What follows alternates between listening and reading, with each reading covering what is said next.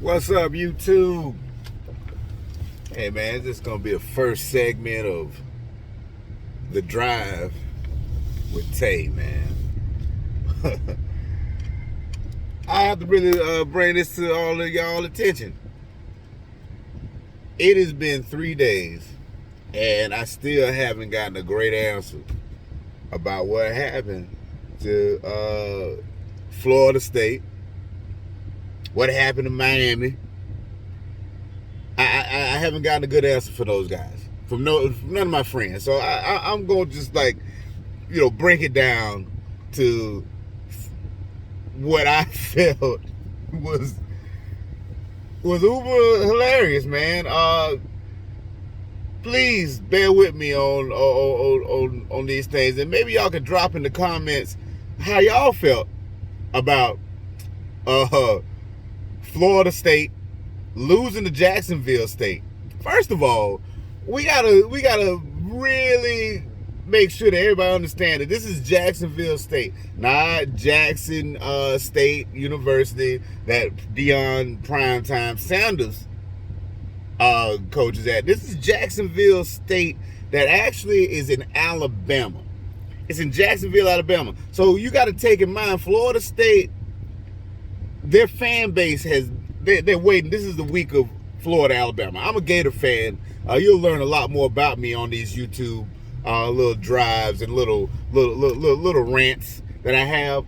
But Florida State has been really at me about this weekend. Now, this was in the previous weeks. It's been, oh, wait till y'all play Alabama. Wait.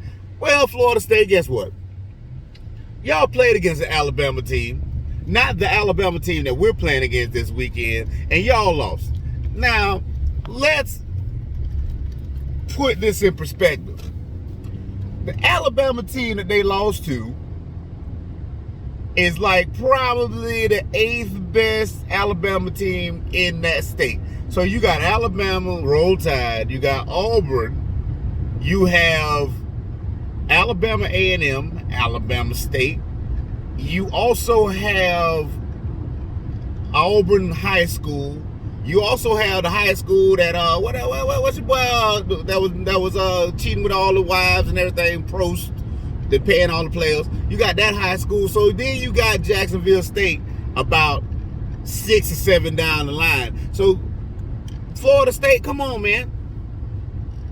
You lost to the 7th or 8th best football program in the state of Alabama. You would have got more props by losing to one of the high school programs in Alabama than playing this team. How you lost? Let's go into that. Let's go into that, Florida State. It is 8 seconds left it's 8 seconds. 8 seconds, you out of there. You getting by, even though it was ridiculous that you were even in this position with a school at the caliber of Jacksonville State, which nobody don't even know the name. But y'all are at 8 seconds to get out of this. They are 60 yards away from the touchdown. 60. Now, take in mind, I'm an old man. I'm 44 years old, everybody. And if I decided to go back and play football, just think about it. If I decided to go back and play football in college at this high of a level, and they let me and they say, we're going to give you one play to relive your dreams of college football mastery, and we just want you to play one play. And in this game,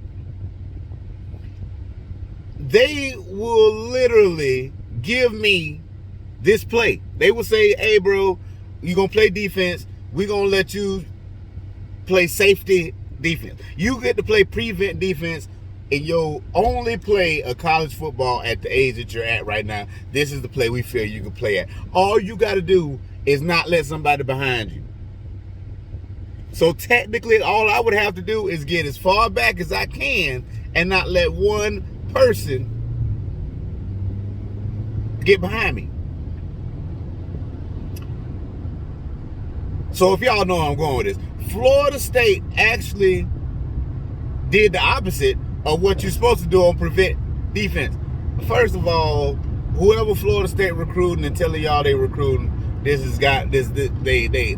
are faking y'all out. They are not recruiting these people that they say they recruit, because what this dude did was run as fast as he can down the field. The quarterback threw the ball as far as he can, and he ran past a Florida State defender who was in prevent defense, and the safety was in prevent defense. I don't know what the safety was doing at this point in time, but the safety obviously wasn't playing prevent defense in his mind, because they got both beat.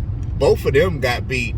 And now I'm thinking to myself, what defense was called? Was it a defensive coordinator fault, or was it the players' fault? Because if it was the players' fault, they shouldn't be playing this week. Whoever Florida State playing, I don't give a damn if Florida State playing Middle East High School. These two players should not be playing defense on the defense anymore, because there's no excuse for that. You don't have a pride issue last play of the game when you're trying to win a game against a team that shouldn't even be on the field with y'all. So what happened was, they did that, what I said, threw it down the field, beat the defense. He shook a safety, the safety that was supposed to be over there anyways. He shook him and scored, and they won. Jacksonville State. Let's go to Miami, Appalachian State. More of a reputable team. Appalachian State then pull some upsets. Appalachian State is in the thought process of maybe joining a big time conference like the Big East or something in football. They are at that point where they feel like they can continue to they're at the point where they feel like they can continue to play with big time programs. And Miami knew this. So Miami, on the other end, should be prepared, knowing that they're going to be playing a team. Fuck the hangover. Excuse my French. That hangover from Alabama. They knew they was going to get their ass beat by Alabama. Now they're playing Appalachian State and in a dogfight. If it wasn't for the kicker kicking the best kick that he's ever kicked in his life, they literally said, he doesn't really kick that well. This is going to be interesting. This is what the commentator said about this kick. Miami would have been on the same page as Florida State. Now my question is, sorry. My question is, if you are a player at either one of these major supposedly top programs, do you feel some type of way? Do you think that there's that? What do you do? Because there's no coming back this year from losing to Jacksonville State. Florida State lost to Notre Dame. They were in a dogfight. Does this make Notre Dame's win just invalid? I just feel like Florida State fans just got to give it up. Quit with the conversation this year. If a Florida State fan talks to me on any social media platform from now on this year, I am going to report them. I'm reporting them to the people. They are going to get blocked. They are going to get reported. They're going to go on Facebook, Instagram, anything jail. They're going to social media jail. All the social media they cannot go on social media no more. They're getting blocked. Because, cancel culture, whatever you want to call it, that's what I'm doing. Florida State fans don't talk to me no more about football. Miami fans, you're almost there. Y'all squeaking out. Y'all went and got trampled by Alabama, which was expected. I'm not going to talk that much because we play Alabama this weekend. I don't know what's going to happen. I'm hoping that we fight back, unlike Miami did, and we do what we need to do. But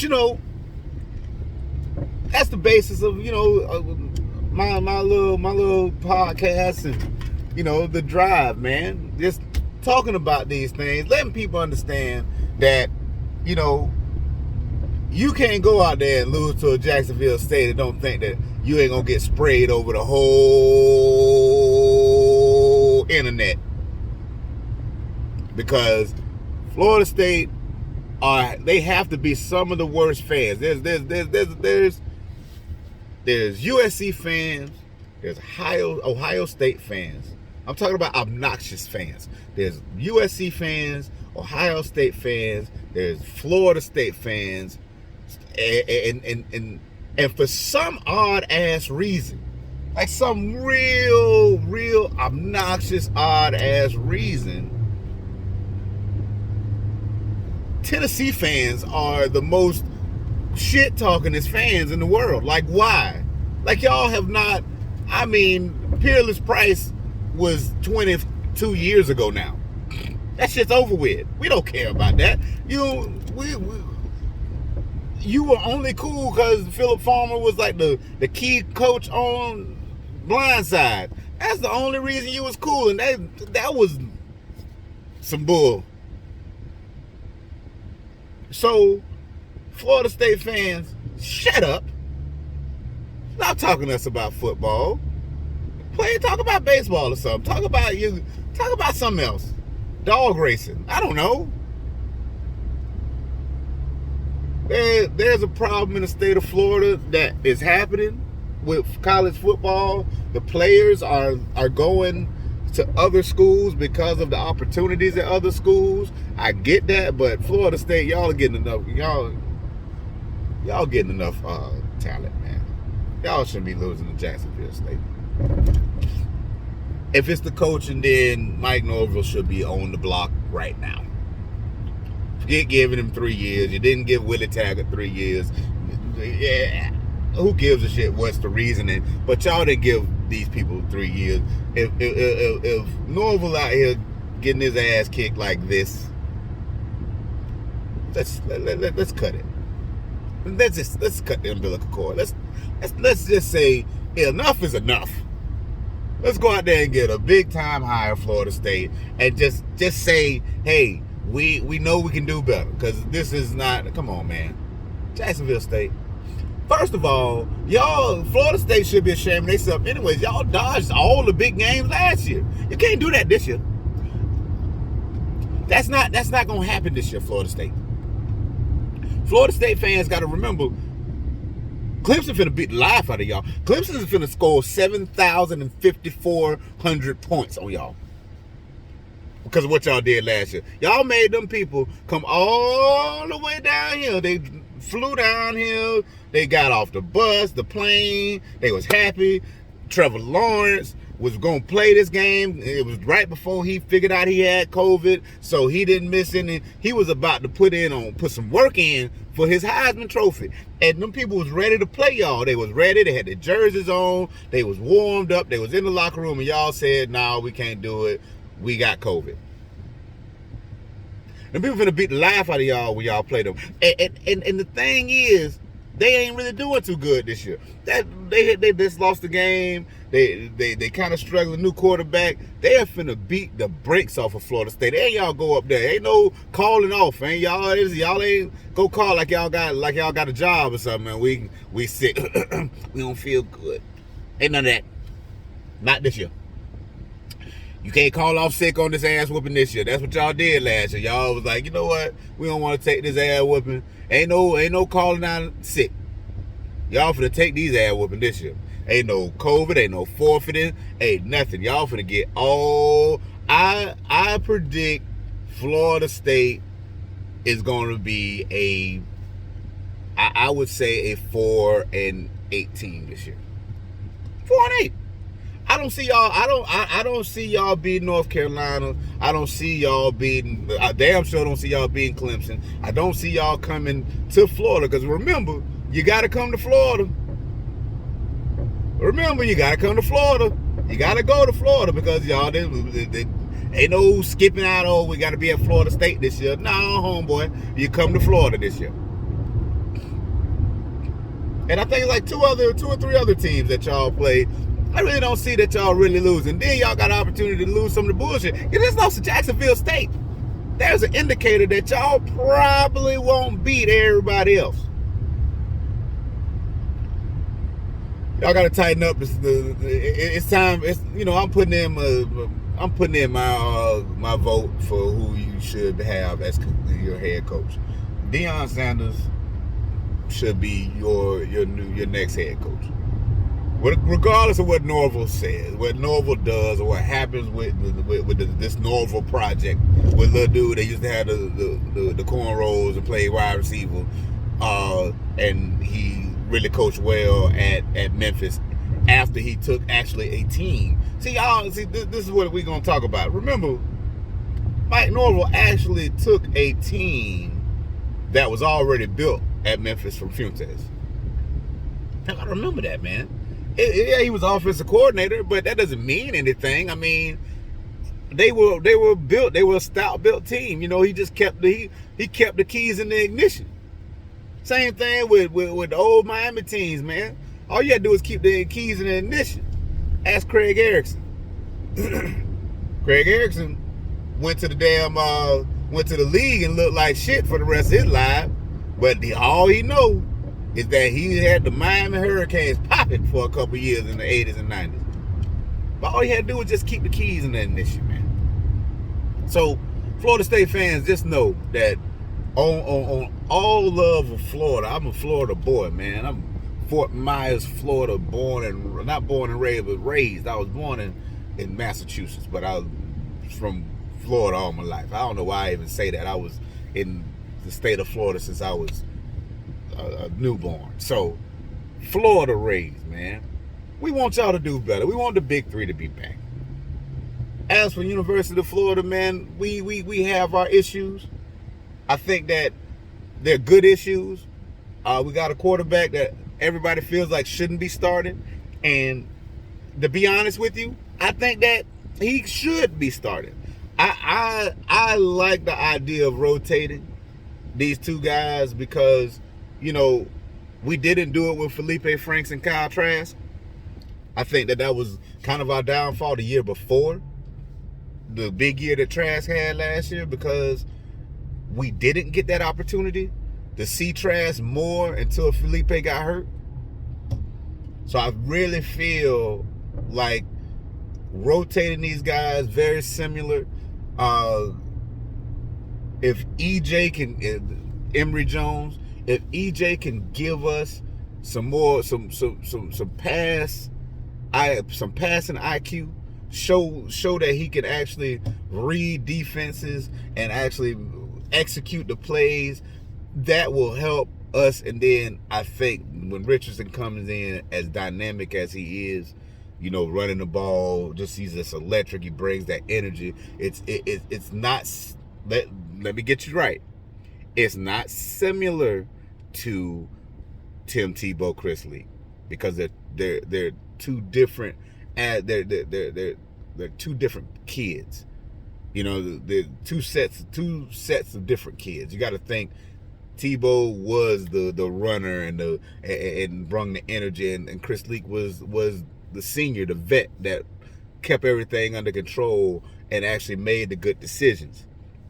These guys are on a different plateau because both of them are athletic, but one has to step up and be in that Chris Leak side, and I think it's Emory Jones has to be the older one and start maturing to make decisions. Get us through those first and 10s, second and 8s, and second and 7s, and then we get down in these 3rd and 1s in critical moments. Then you have Richardson that comes in with that really throws a wrench in the defense's plans, so you can't really cue on them. I like what the problem we have. We will see when we play Alabama. I don't think the defense. I don't feel like the defense is stout enough against the run. I think in the passing side of it, we have a lot of quick defensive ends, and that can actually run around with Bryce Young in Alabama. I think that's a possibility that with that run around with Bryce Young, we can create pressure. You know, it's just the point of getting beat down on the other end of run defense. Alabama is going to implement and make sure that you know that we are running the ball. So them running the ball, if we can get Alabama in a situation where they have to go one dimensional. That's with any football. Any defense should want this. And that, I'm not saying anything that no football minds don't know, but we have to show some kind of sturdiness against the run. If we don't, we're going to end up in a situation. I hope it's not going to be a Miami situation. I hope that we can get out there and fight and hit back and stop them and actually show that we can move the ball. I think that we got enough dynamic players on the offense that we can, with Mullen being the guru that he has been proclaimed to be, we can put people and put pieces in place to be able to be successful. Watch for kids like Rick Wells to actually score or even get, make big impacts, because covering the inside guys when you got Cope and you got Weston and them kids and Xavier out there stretching the field, covering them inside and underneath guys will be very, very important for EJ, as long as he goes through his progression. So there's a lot of things I could be talking about, but if we just stay on very, very small points of the Alabama game, you can nitpick at everything. You can say, oh, well, this has not been good. One of the biggest things that I feel like Dan Mullen doesn't do, coming from the tree that it came from, Urban Myers, I feel like Dan Mullen does not put a lot of emphasis on, or as much emphasis on, the special teams as Herb did. And right now, you get in a game, especially a game like with Alabama, you can pull off some great field position turnover, flip the field, make some plays on special teams, blocks, good returns. That's one of the things, man, kind of on both sides, flipping the field. Say when you get a punt return, get a good 20-yard, 25-yard return, get us in favorable position. That's all it is, man. So we're not doing that. Hopefully that kind of changes. We can make some hay on that. But after that, man, I think it's going to be a fun game to watch. The Swamp is going to be unreal. I'm sad I won't be able to be there. But it's going to be an unreal game. But again, Florida State, tighten up, man. I don't want to keep doing these little podcasts, these little drives about y'all. It's raining out here, and I'm out here in beautiful Sarasota, Florida, which is a little rainy today. And I hope everybody's enjoying this beginning of football season. Dropping your comments who your football team is, man, college, pro, and I'll give a little analysis about them. You know what I mean? I watch football all day. When I'm not working, I'm watching football, and just it's what I love. It's a passion of mine. So make sure you chime in. Let me know how you feel about all of the goings on.